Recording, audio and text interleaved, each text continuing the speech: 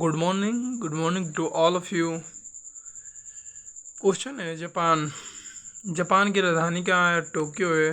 Japan की मुद्रा क्या है? येट है। और जापान की संसद का क्या नाम है? तो डाइट है। जापान की संसद का क्या नाम है? डाइट है। जापान को निप्पन और सुकुमार का देश कहते हैं। जापान को निप्पन और सुकुमार का देश कहते हैं। आगे आगे चलते हैं। देश की पहली किन्नर जज कौन है? देश की पहली किन्नर जज कौन है? तो उनका नाम क्या है? जोइता मंडल। जोइता मंडल। देश की पहली किन्नर जज का क्या नाम है? जोइता मंडल। दूसरा क्वेश्चन है, देश की पहली किन्नर विधायक। देश की पहली किन्नर विधायक कौन है? तो उनका नाम क्या है? शबनम। शबनम या शबनम पढ़ेंगे। तीसरा क्वेश्चन है, देश की पहली किन्नर जो कि भारत रत्न मिला है, भारत रत्न प्राप्त करता किन्नर। फर्स्ट किन्नर पद्मश्री प्राप्त किसको मिला है? नटराज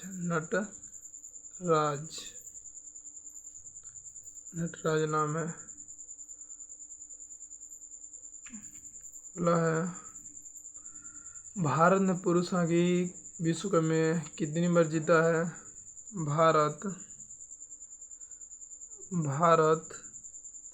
भारत ने पुरुष हॉकी विश्व कप में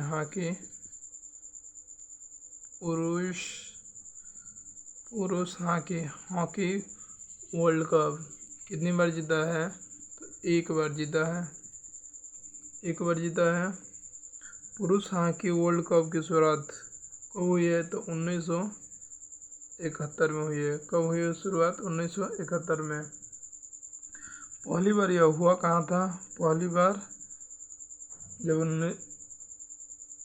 1971 में शुरू हुआ था, पहली बार कहाँ हुआ था? बार्सिलोना में।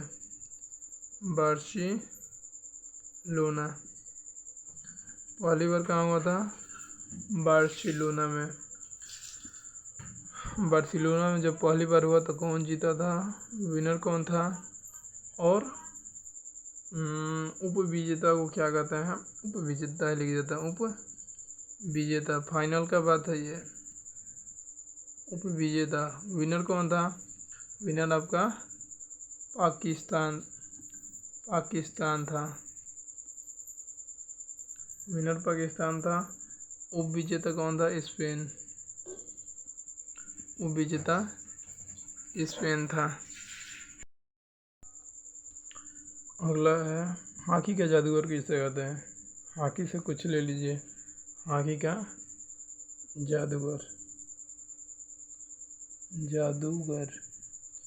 जादूगर किसे कहते हैं? उनका नाम मेजर ध्यानचंद है। मेजर ध्यानचंद।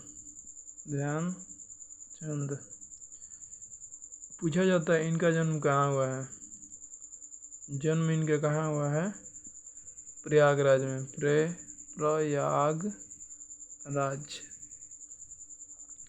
प्रयागराज को संगम नगरी कहते हैं। प्रयागराज को संगम नगरी कहते हैं। संगम नगरी का मतलब है कि कई नदियाँ आकर यहाँ पर मिले। संगम जहाँ पर होता है नदियों को, उसे संगम नगरी कहते हैं। यहाँ पर 3 नदियाँ मिलती हैं, यहाँ गंगा, यमुना, सरस्वती। आगे चलते हैं। महिला हॉकी विश्व कप कब शुरू हुआ? महिला हॉकी यानी वुमेन हॉकी वर्ल्ड कप कब शुरू हुआ? हॉकी वर्ल्ड कप 1974 में। अब पुरुषों के लिए 1971 में। अगर मैन पूछा जाएगा, मैन हॉकी वर्ल्ड कप कब शुरू हुआ? 1971 में, अभी बताए हैं। वुमेन वाला 1974 में। हॉकी मैदान लिखिए। हॉकी मैदान 91.4 मीटर लंबा हॉकी मैदान 91.4 मीटर लंबा तथा 55 मीटर चौड़ा होता है। 55 मीटर चौड़ा होता है। आगे चलते हैं, कुछ बुक्स के बारे में लिख लीजिए। पंचतंत्र कौन लिखा है? पंचतंत्र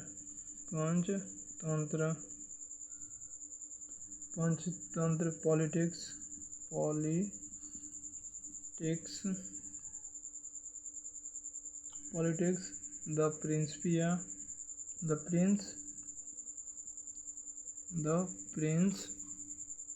द प्रिंस हो गया। और एक कौन सा लिख दिया? रघुवंशम।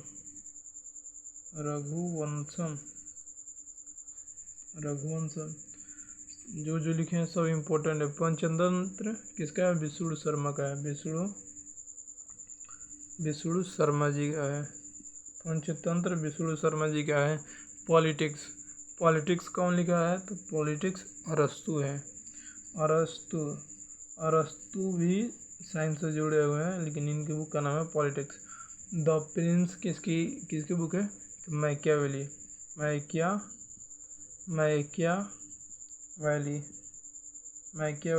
की बुक है। रघुवंशम किसके है? तो कालिदास की बुक है। इनकी बुक है। अभिज्ञान शाकुंतलम हो गया। वाल्मीकिमित्रम हो जाएगा कालिदास। इनको भारत का शेक्सपियर कहते हैं। और एक दो लिख लीजिए। कौन सा बुक लिख लिया जाए? बुद्ध चरित्र कौन लिखा है? बुद्ध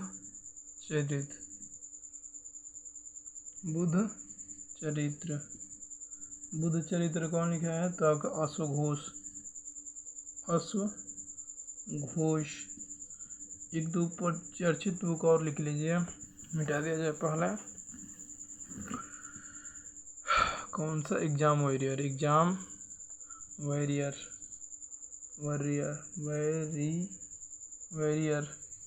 किसकी बुक है? नरेंद्र मोदी की बुक है। नरेंद्र मोदी की बुक है एग्जाम वॉरियर। और स्टैचू ऑफ यूनिटी कहाँ पर है? स्टैचू ऑफ यूनिटी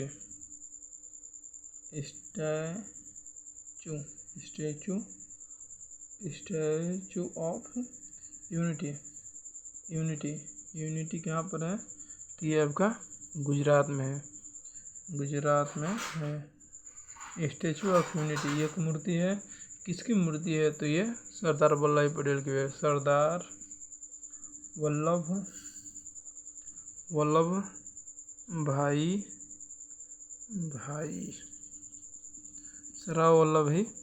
पटेल की बुक है। मूर्ति है। स्टैचू ऑफ यूनिटी किसकी मूर्ति है? सरदार वल्लभ पटेल की मूर्ति है। यह भारत की सबसे ऊंची मूर्ति है। यह विश्व की सबसे ऊंची मूर्ति। विश्व की सबसे ऊंची मूर्ति है। विश्व की सबसे ऊंची मूर्ति स्टैचू ऑफ यूनिटी है। ऊंचाई कितनी है? हाइट कितनी है? 182 मीटर है। 182 मीटर। किस जिले में है? गुजरात के किस जिले में है? तो नर्मदा। गुजरात के नर्मदा जिले में है। और नर्मदा नदी के किनारे नर्मदा जिले में नर्मदा नदी के किनारे नर्मदा नदी के किनारे है। और एक दो लिख लीजिए। Statue of equality statue of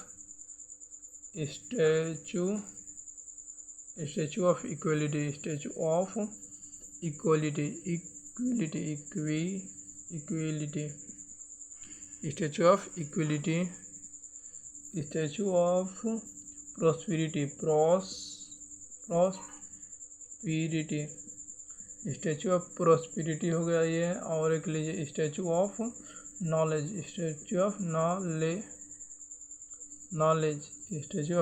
हो गया।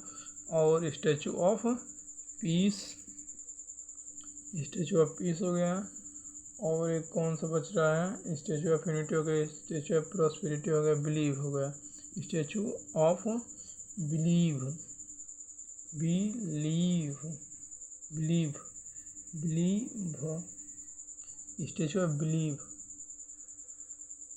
स्टैचू ऑफ यूटिलिटी कहाँ पर है, तो हैदराबाद में है, हैदराबाद।